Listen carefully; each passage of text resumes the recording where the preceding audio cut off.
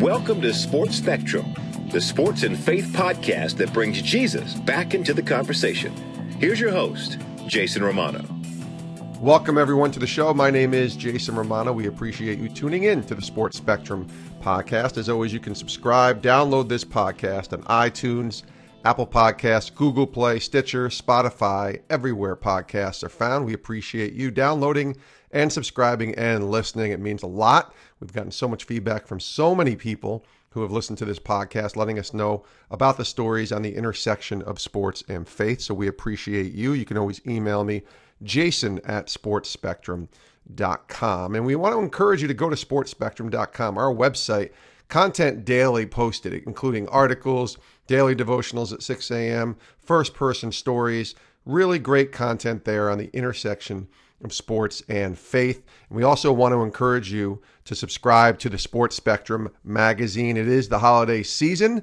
Looking for a great idea for a gift, looking for a great idea to give something to someone who loves sports and loves Jesus. Well, this is the thing, the magazine, Sports Spectrum magazine, $18. That's all it is for an entire year.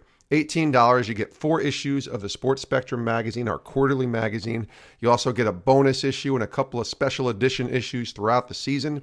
Buy 2, buy 3, whatever it is, that $18 is a great way to share the gospel with someone who loves sports. And it's a great way to stay connected to the people that you watch, that you listen to, that you follow in the sports world and hear about their faith journeys. So go to sportspectrum.com. That's the website, sportspectrum.com. Subscribe today, $18. I promise you, you will love the Sports Spectrum magazine. Today's guest on the podcast is Ted Scott. Ted is Bubba Watson's caddy on the PGA Tour, the first caddy we've ever had on the podcast. And I really wanted to talk to Ted because I follow him on Twitter and see him kind of posting about his faith and being open about his faith. And certainly if you follow golf at all and you know about Bubba Watson and how outspoken he is about his Christian faith, I was just really curious about Ted's journey and about what it means and what it's like to be a caddy. I just, self-confession here, I don't know a lot about golf. I would love watching it. I don't play it. I should probably take it up because I'm not playing basketball anymore. But I do love watching golf, and I loved watching Bubba Watson do his thing.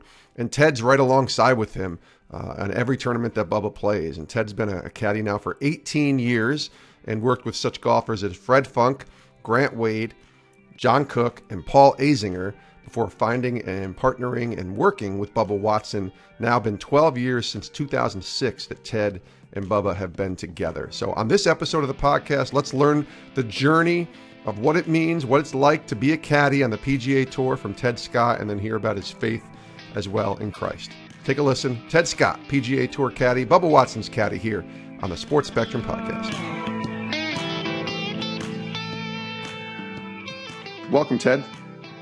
Hey, Jason, thanks for having me. Hey, it's great to talk to you. I just wonder, I guess we'll start with now because we're taping this November 12th. We're going to run this at the end of the month. And I'm just wondering what an off season looks like for yourself. What does that look like, a PGA Tour caddy, and what the off season looks like? Well, typically, the off season really isn't much of an off season. Golf has kind of become a year-round sport with the fall finish now, and tournaments. I believe this is the last week of the calendar year that they're having a tournament this week, the RSM Classic. But a lot of times guys play overseas and things like that. Fortunately, this year Bubba's not doing a lot of that, so I do have a little bit of an off season, which is nice to come home and just kind of relax and do whatever I feel like doing, which is a lot of DIY stuff on our little apartment that we're building. So there you go. Now, when you're Bubba's caddy, you go where he goes, in essence. If he's playing a tournament, you're working. If he isn't, you're not. Is that kind of how it works? Correct. Yeah, I only work for him. And, it's weeks that he plays, I'm there. And weeks that he doesn't play, I'm at home. How do caddies get paid? Do you guys have contracts? Do you have to go through some sort of system? Or is it really just, hey, I'm friends with Bubba and I'm working with him? No, it's kind of I guess up to the individual to debate with your pro or whatever, negotiate, I should say, whenever you first start. But a typical caddy will get a weekly salary to take care of expenses, flights, hotels, food, rental car, things like that. and that's pretty much just covering your basic necessities. So hopefully, if your pro doesn't make the cut, you don't lose any money with that salary. And then all of your profit pretty much comes from performance of your pro. So you get a percentage of winnings. And typically the better they play, the higher the percentages that you get. So you have an incentive to help them play better because obviously your percentage goes up. And when they make a bigger check, you make a larger percentage and of a higher check. So that's pretty much across the board how it works for, I'd say, probably the majority of caddies. Walk us through your role during an event. What is your primary role? When do you arrive? And then kind of like just the days leading up to it maybe. And even, the tournament itself, obviously we see that on TV, what a caddy's doing, but there's so much more, I'm guessing, that helps you get ready for that moment being on the course. Yeah, well, if you're someone like me who's worked with Bubba, this is our 13th season together. I know him pretty well, so there's not a lot of prep work when it's that. But if you're starting with someone new, you need to know how far they hit their clubs, what their favorite shot is, what they do, well under pressure, what they struggle with under pressure. So a lot of it is learning the person that you're working for. And then the weekly thing that you're going to do all the time is really get to know the golf course, the intricacies of the course. So typical day, we get there on Monday would be a travel day. Tuesday, the pro is going to play some practice, in the morning or in the afternoon, depending on what kind of person he is. And the other half of that day, whichever half he doesn't use, you're probably going to spend time getting to know the golf course, whether it's the greens are soft, if they're firm, how's the rough on this hole, that hole, what kind of strategy, if the pin's here, where's the best place to miss it? If, what's the wind conditions going to be? What's the weather going to be like? You're just trying to kind of map it out and get a feel for how it's going to play that week. And a lot of the courses we play year in and year out, and they don't change. So on those specific weeks, there's not a lot of homework to do. When you get to a major championship course, it seems like you're just rushing, Monday through Wednesday, you're rushing around trying to get as much information and knowledge and get to know the course as best as you can, because you really haven't seen it played in years. Maybe Pebble Beach, the week of the AT&T Pro-Am is nothing like Pebble Beach in the U.S. Open. So even though it's the same golf course, the conditions totally change, and therefore everything changes. So, it's basically just trying to map it out, and that way you can help with strategy and help guide him. And when he has questions, how far is it to carry that bunker, or what's it to run out at that tree, or is that bunker okay if we go for the green in 2? You have the answers to that question, and that takes the burden off of him, where he can just go play golf and you have the answers versus him having to know all that stuff as well. So are you playing the role of coach, encourager, friend? I don't know. What other roles could you play? Like it sounds like there's a whole lot of sort of different types of roles that you have kind of in the mode of being a caddy. Yeah, I think, first of all, that's probably why some guys gel well together, and there's a lot of hiring and firing that go along with the caddy pro relationships, because you're trying to find someone that matches up with you and your attributes. So I've tried to be adaptable to my pros' needs whenever I've caddied. But certain caddies who are great caddies just do it their way, and if the pro doesn't like it, they just find another pro, or vice versa. So, but yeah, there's many different roles, and different pros require different assets from you. So you might have like Bubba, who's never had a golf lesson, who doesn't really, look at his swing on film. He doesn't care what his swing looks like. He doesn't really know, how many in to out he swings, or out to in, or up and down. And then you have other pros that want to know all that stuff. So for Bubba, I'm not much into the swing and trying to help him fix his swing when he gets a little off or whatever. But you have other guys, when they hit a bad shot, they want input. They want to know, they want you working along with their coach. That way you can be the eye when the coach isn't there.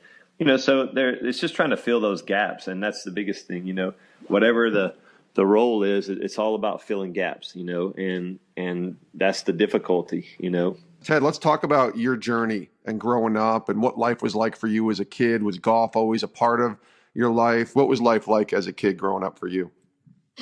I had a really good life growing up. The only thing that was tough, my parents split up when I was 3. So my dad and my mom, never really lived too close to one another. And I was very close to my mom and very close to my dad. So I had good parents, but they just didn't live in the same household. So that was probably the biggest difficulty. But other than that, I started playing golf when I was 7, and I played with my dad and my grandfather during holidays, Christmas, Thanksgiving, Easter. We would go spend that time with my dad, and we would typically go to Alexandria, Louisiana, and hang with my grandparents. And that's pretty much how how it worked for me to play golf. And then when I got to high school, I started playing golf year round. And that's when I really started to grow a passion for the game and really started to enjoy myself. So there's a pivot there from being a golfer to a caddy. So how does that initial decision, I guess, to go and become a caddy take place? Yeah, well, for me in 1999, I turned pro to teach golf, and my brother-in-law, who wasn't my brother-in-law at the time, he basically was like, hey, man, you should try to play as a pro, because at the time we had played some rounds together, and I was playing really well. I was shooting under par, a lot of rounds, and so he decided to give me some money to try to play, and the web.com tournament came through my hometown, and I decided to caddy. I have a philosophy: if you want to get better at something, find people who are better than you. If you want to get better at your Christian faith, get around people who are better at it than you, who know more, who've been doing it longer. Yeah. So I went to caddy for the week, and basically the guy liked what I did, and I was learning a tremendous amount, and he asked me if I wanted to do it again. And so for me, I never set out to caddy, but for one, I realized how good these guys were and how far away I was from that. And one or two shots around makes a massive difference in golf. You might seem close, but it's miles away.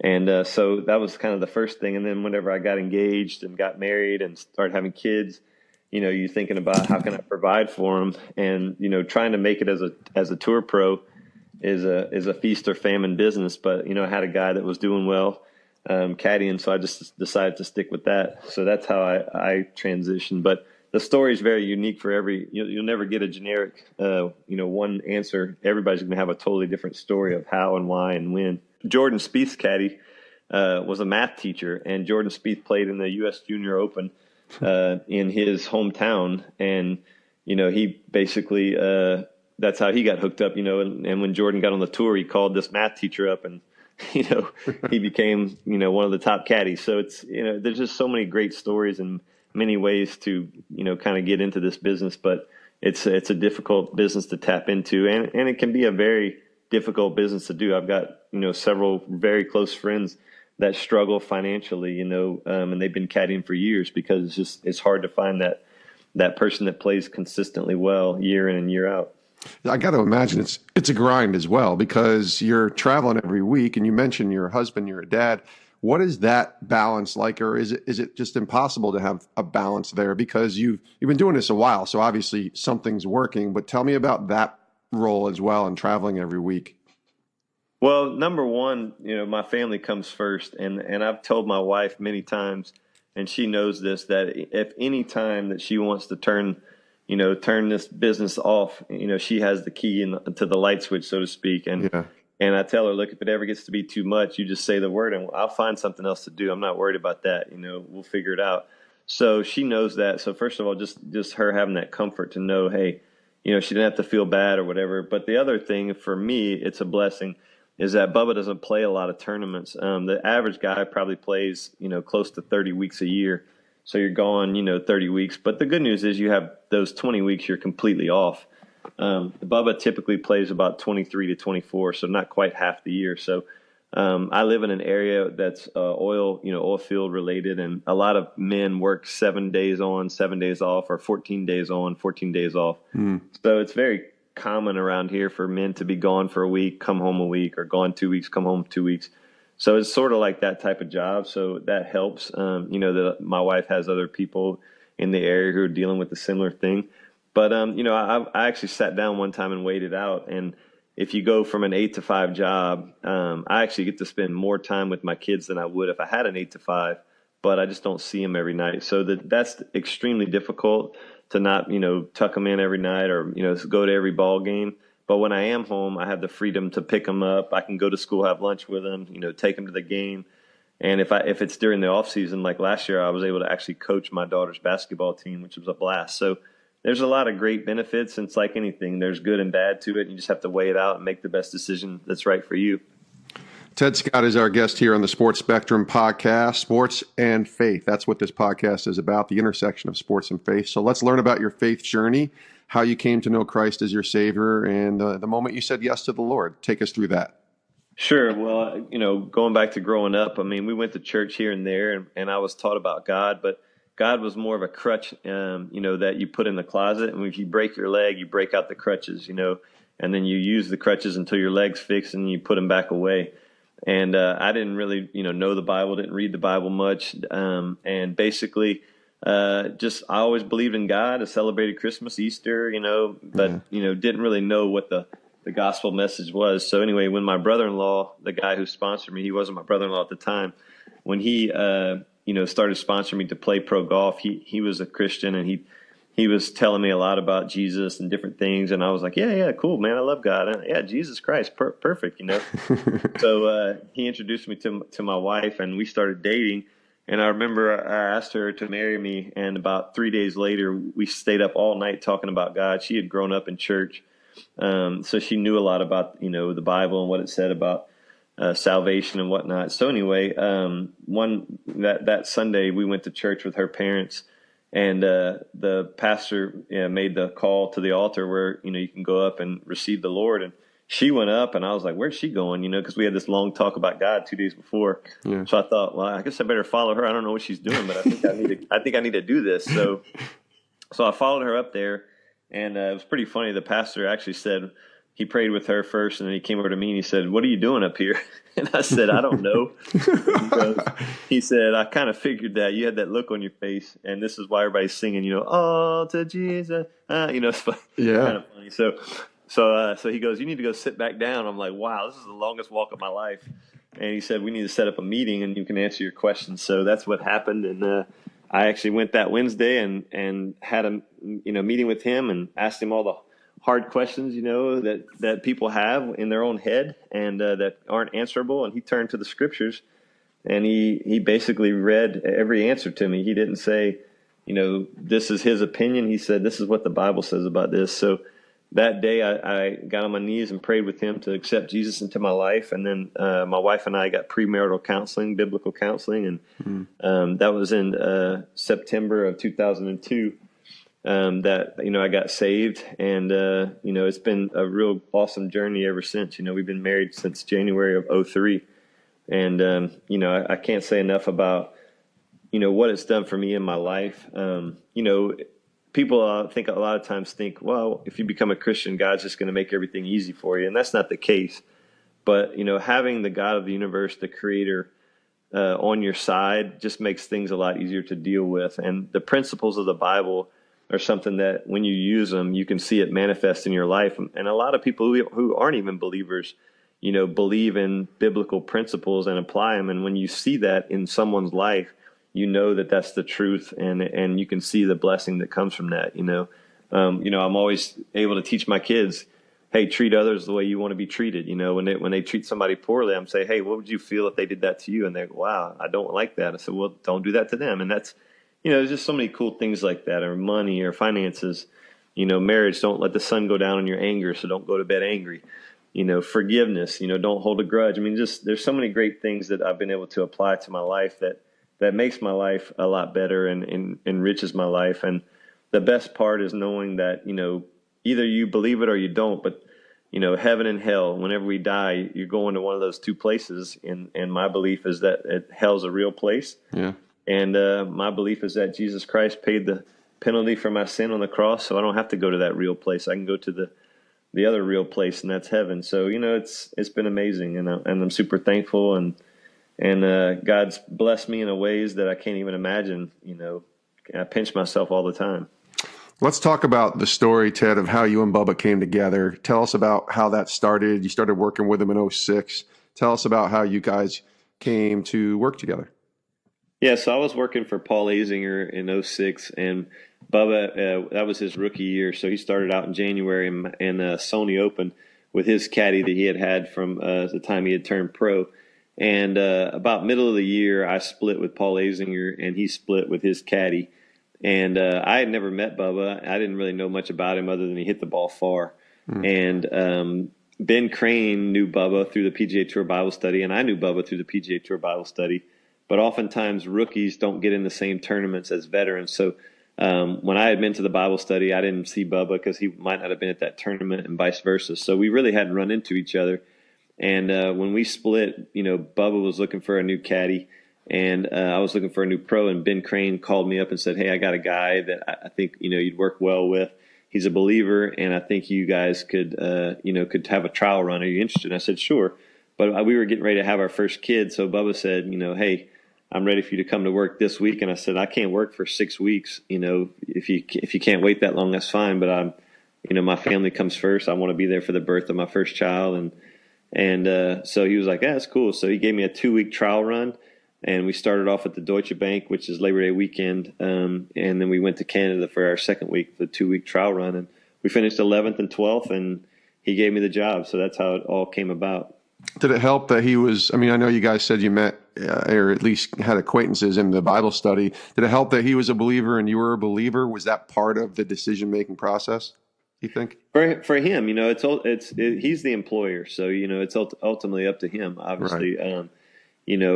As a person trying to provide, you don't necessarily as a Christian go to a place and be like, "Well, do you guys support Jesus Christ? I'm not going to work here if you don't." You know right, what I mean? Of course. But for him, that was definitely a huge factor in it. He's said that many times that he wanted to hire somebody with a similar belief system as him, and that was more important than maybe hiring somebody who was a good caddy. So that was definitely a factor, and that was one of the reasons why he reached out to me and asked me to work for 2 weeks to see if there was any chemistry, if we could work well together. And Bubba at the time was such a low maintenance player.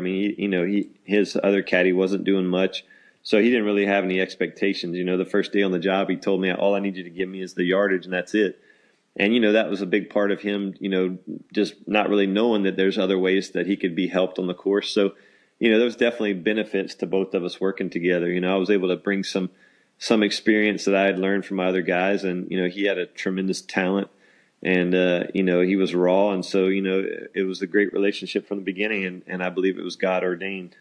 Since you and he began working together in 2006, and you mentioned it, he's won 12 matches and made the cut. I looked this up, 216 of 295 starts. Pretty impressive. 2 Masters victories. Good. I'd say it's pretty good. That's a pretty good ratio there. Well, just tell me what it's like to be a part of Bubba's success and watching him grow into the golfer that he is today, because you were there from the very beginning. Yeah, Bubba had never won a tournament on the web.com or the PGA Tour when I started working for him. And then even the first 4 years, he didn't win until 2010. So it was really interesting to watch Bubba grow as a person. When he first came on the tour, when I first started working for him, I should say, he really didn't get any better physically. Everybody knows that Bubba's got a tremendous gift to play the game of golf. He's super talented. His nickname by some of his peers is Freak Show, because he just can hit shots that you just can't even believe are possible. So the talent portion was there. The mind was the part that he struggled in. And the biggest, attribute that Bubba has is that he surrounds himself with people who he wants to be like. And, he had great friends in Ben Crane and Zach Johnson and Aaron Baddeley and guys like that, who are great Christian men who really have good minds on the golf course. And he married a woman that, Angie's a great believer and a great woman and a great mind. So he surrounded himself with people that helped refine him as a man.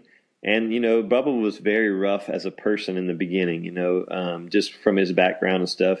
And he's worked on that so hard. And that's really the biggest key to his success, is allowing God to change him as a man, which has allowed him to be a better competitor. I know it sounds crazy, but it's just helped him to relax and get better and better every year. And, that's been, to me, the greatest joy is not the 12 wins. It's the greatest joy is seeing God change him so much for the better. And I've said this many times in, churches and speeches and different things. If God could change me as much as he's changed Bubba Watson, man, I would be super happy, But I think that's because Bubba's been willing to listen to the Lord. And that's a key, if you're not willing to listen and let God, kind of, rough you up a little bit to say, hey, you need to go this direction, then you're not going to change much and grow. And he's grown so much. It's been just awesome to be a part of that. I talk to a lot of athletes on this podcast, a lot of football players, baseball players, and those that have reached the pinnacle of their sport, World Series and Super Bowls, and what those experiences are like. And they have so many wonderful things to say about them. And you guys did that together in winning 2 Masters victories in 12 and then again in 2014. Can you just tell us what that's like to be a part of those, and maybe any memories, specific memories that stick out in those 2 victories, specifically in the Masters? Yeah, I remember, just number one, growing up, with my dad and my grandfather, we spent Easters together. Yeah. And that was one of the big things we did, was watch the Masters on Sunday, So that's one of the cool things about the Masters being one of the golf majors. The other 3 majors travel. They change venues every year, and they come back sometimes to the same venue. But, Augusta's the same venue every year. So you know it. You remember shots that Nicklaus hit, that, Palmer hit, Gary Player, and just continue on through the years. So to actually be walking those grounds where the greats have been, just in itself is like, wow, this is pretty special, just to be here. And then when you're coming down the stretch and have a chance to win, it just goes, you're kind of like, what? This is crazy. We actually have a chance to win. And then, when that putt goes in and you actually win, it's kind of like, wow, that was crazy. We just won the Masters as a team, and it was pretty spectacular. So just, the whole history behind that golf course and the tournament and the champions that have been there is pretty spectacular. I would say probably the coolest moment was, and I'm not the greatest with dates and things. I get chronologically mixed up. Yeah. But one of the 2 years was Easter Sunday for sure. And I remember we were on the 15th hole. Bubba hit a drive down there, and we were just walking up the hill kind of towards the tee shot. And I remember the sun was coming through the trees, and it just had this peace about it. Like, I could care less if we win this tournament. Here we are in contention to win. Yeah. And it was just because it was Easter Sunday. It was so beautiful. The grounds are so amazing. And it really, I know it sounds crazy, but it had like a heavenly feel to it. It was just the colors, the temperature, the way the sun was hitting the trees and the shade, and the calmness that came over me. I was like, man, you could do anything to me right now and it wouldn't affect me. I just had such a peace, and that was just a really cool experience. Just to have that moment with God, just walking, and then to be having that moment during a time when we typically would be distracted was pretty cool. I can imagine maybe in basketball or football, the game is going on so quick that you don't have time to kind of sit back and think about the Lord. But, in golf, you have 5 minutes between every shot you hit pretty much. So you got free time, and that was just something that burns into my memory, That's a great story. I wonder for you, you mentioned the PGA Tour Bible study.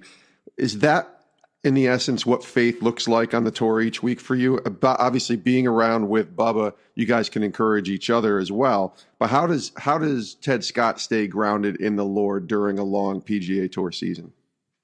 Yeah, well, I mean, obviously, the Bible study is something that's sort of like our church. Hopefully you're playing golf on Sundays. So yeah, true.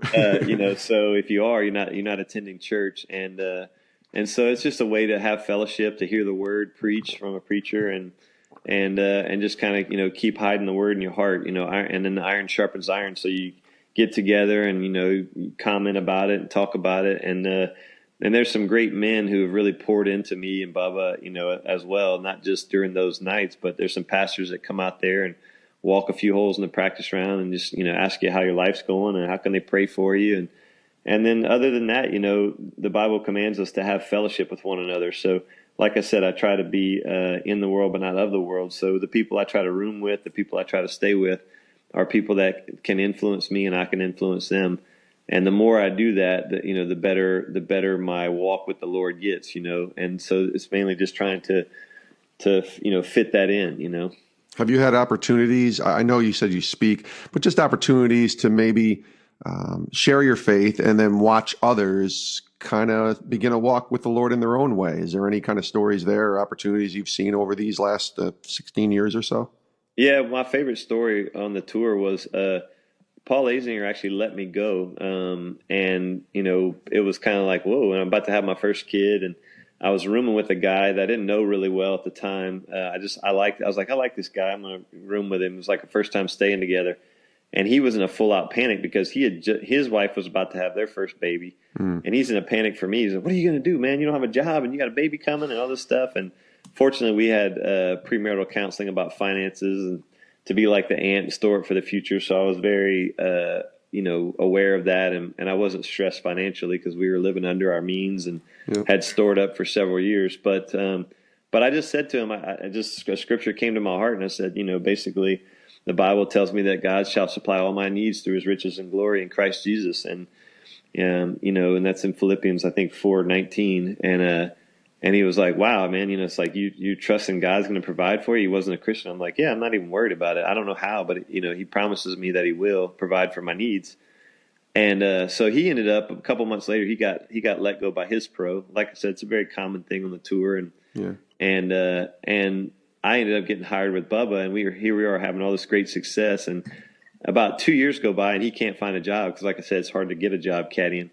And to the actual tournament where I got let go with Paul Azinger, he gets hired back by a pro, and we decide to room together. And I fly in at like 11 o'clock at night, and he's waiting up for me. And we talked till 5 in the morning. He asked me every question he could think of. Wow. And he couldn't wait to tell his wife and, about the stuff that we had talked about. And then that next night, he asked if we could, pray together and for him to receive the Lord. So that was a powerful testimony for me that just, speaking the scripture, to him 2 years before had weighed on his heart and seen how God had provided for me, was something he was like, wow, man, that's pretty special and that's got to be real. And so that was probably the coolest story, and then, of course, like I said, I've spoken at some churches and different events, and, I try to make myself available. If somebody ever wants me to do that, I'm happy to do so. And hopefully just bring a testimony that, there are believers on the tour, and two, that there's an emptiness that comes with winning if that's where your hope is. That's the biggest thing I learned with Augusta and winning the Masters was, it's not the end. It's fun and it's amazing, and I want to do it again, but it's not the ultimate thing in my life. It really isn't. If we wouldn't have won, I don't think it would have changed things, so just trying to share that testimony so people don't go chasing the wrong rainbow. A couple more questions here with Ted Scott, Bubba Watson's caddy here on the Sports Spectrum podcast. Is there a Bible story, a Bible verse, something that you just relate to, that you go to, whatever it is that might be in the Word that you have to share with someone, or even just go to when you're going through struggles in your life? Yeah, I mean, I would say, something that I've tried to share with people when I get the chance is kind of the difference between joy and happiness, and I'm sure people have heard this before, but, when Paul was in jail, and I think it was in Philippians as well, he talks about he's had a little and he's had a lot, and he's been content in all things. And, it's kind of like, what? How does this guy say he can be content in all things? Here he is in jail talking about, oh, yes, I'm content and I'm thankful. And, to me, that's something that really spoke to me, because happiness is circumstantial, but joy is everlasting. And, only a person that has deep faith in Christ is going to be able to have that kind of joy. And that's something that I'm seeking after myself. And I think, Paul writing that, it just shows that he had to be in a place that most of us can't even understand, to where he can be thankful and joyful while he's in jail. And, most of us are complaining because our flat tire, or our dog chewed on something, or, we stubbed our toe, or, man, I didn't get that bonus I was expecting. We're complaining about everything. And our happiness is so circumstantial that we're mad, happy, sad every other day. And, the Bible teaches us that we don't have to be circumstantial. We have a God that's faithful to us. He's constant, and he can truly, make us joyful, give us a joyful heart, no matter what the circumstances are. And so, especially in golf, because golf, the circumstances change dramatically. You can hit a ball down the middle of the fairway, and it can end up in a divot, and the rules of golf don't allow you to take it out of that divot. So you can hit a perfect golf shot and end up in someone else's divot and get punished for it. And that's sort of like life. You can be doing the right things and end up not necessarily, receiving the benefits of that. So I'm a big believer in trying to help people recognize that circumstances don't determine how you feel, unless you're allowing it to. You can truly focus on something much bigger, much greater, and have joy all the days of your life. It's really good. Ted, what's the next few months look like as you get ready to start? I know there's a tournament in January, but we're taping this again November 12th. So what is time off, and then how does your schedule start to ramp back up as you go through December and then picking back up in the new year? Yeah, so we're one of the, I think, 18 players that will be playing the Hero Challenge, which is Tiger's tournament in the Bahamas. It's the week after Thanksgiving. And then we'll play the following week at the QBE shootout in Naples, which is Greg Norman's tournament. It's like a partner tournament. We used to call it the Shark Shootout for those that would know it by that name. Yeah. But between the Ryder Cup and Tiger's tournament in the Bahamas, I'll have 7 weeks off. Then I'll work a couple weeks, then have a couple weeks off, and then start back up in January. So and then that's when the real season begins for us. Bubba didn't play any of the fall series tournaments. So the PGA Tour's first start will be in January. So we'll just get back after it. And in that calendar year, I'll probably play about, the usual 22 to 23 tournaments. Last question, Ted, and we ask this to all of our guests here on the podcast. Tell me about what the Lord is teaching you right now in this season of life. Look, what are you learning from him? Well, for me, it's kind of crazy because I just talked about joy and everything. One of the biggest things for me is anger. I grew up with a stepdad who had anger issues, and that's something that I learned from him, and that's always been a battle in my life. And God's changed me tremendously, but I still have that short fuse at times where I'm like, man, why do I do that? Why did I respond that way? And so Brad Payne got me, Bubba, and a couple other pros and caddies to read this awesome book, and basically it just talks about anger, and it's a 49-day or 50-day daily devotional, and the book is called, for those of you who want to read it, it's amazing. It's a small book about a big problem by Edward T. Welsh. And so anyway, it's just been incredible, to read this thing daily devotional, so much so that I went through it the first time. I told my pastor about it, how good it was, and now he has me leading a small group because I'm in for 7 weeks, and there's 7 days in a week, so that's 49 days. So here I am leading this small group of men and just sharing things about my life, things I'm not proud of, in a small setting that we can trust people that, when I've blown up or gotten angry, and just trying to help other people with that struggle with that as well. So for me, that's been a real, cool thing that God still. Here I am, 45, and I've had anger issues since I was 5 years old, 40 years later, and God's still trying to refine me, and I'm not ashamed of it. I'm here to say, hey, I'm not proud of it, but it's something that I struggle with, and I'm not ashamed to tell people I struggle with it, because if we bring it to the light, that's where it can be healed. And that's really, I think, why God's got me leading this group, because it's making me bring more stuff to the light, and I'm really starting to see, whoa, there's some things in my heart that I didn't realize were in there, and that's why I'm still struggling with it. So it's been really cool. He is Ted Scott, Bubba Watson's caddy, the PGA Tour caddy, 18 years on the tour, 12 years with Bubba Watson since 2006. Ted, thank you for joining us here. It's been great to get to know you, and hopefully when you guys come back to Cromwell, Connecticut, because I live in Bristol, we'll come by and meet each other in person sometime. That sounds good, man. We'll be back. Defending champs, baby. That's it. Ted, thanks again. All right, thank you. Many thanks to Ted Scott, Bubba Watson's caddy on the PGA Tour, for joining us here on the Sports Spectrum podcast. You can follow Ted on Twitter at @JTedScott, the letter J, and then Ted Scott on Twitter. Let him know what you think of this episode of the podcast. Encourage him, send him a note, let him know that you heard his interview here on the Sports Spectrum podcast. I really enjoy getting to hear his story, his journey in golf, and certainly hearing what it's like to win a Masters. That's awesome. He's done it twice now. But even more, what faith looks like on the PGA Tour, and how him and so many others are staying grounded in the Lord during a long golf season. So thanks to Ted for joining us here on the podcast.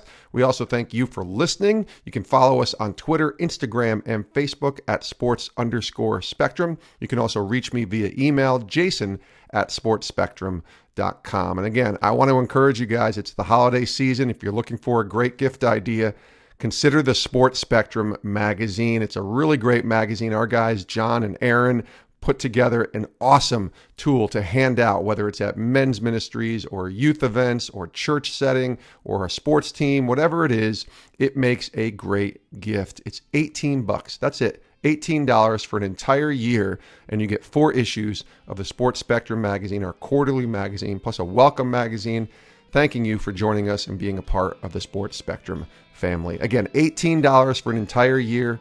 Buy 1, maybe buy 2, maybe buy 3 subscriptions to the Sports Spectrum magazine. It's a great gift. $18. Go to sportspectrum.com, and subscribe today. Thanks for listening. We'll see you next time right here on the Sports Spectrum podcast. Have a great rest of your day.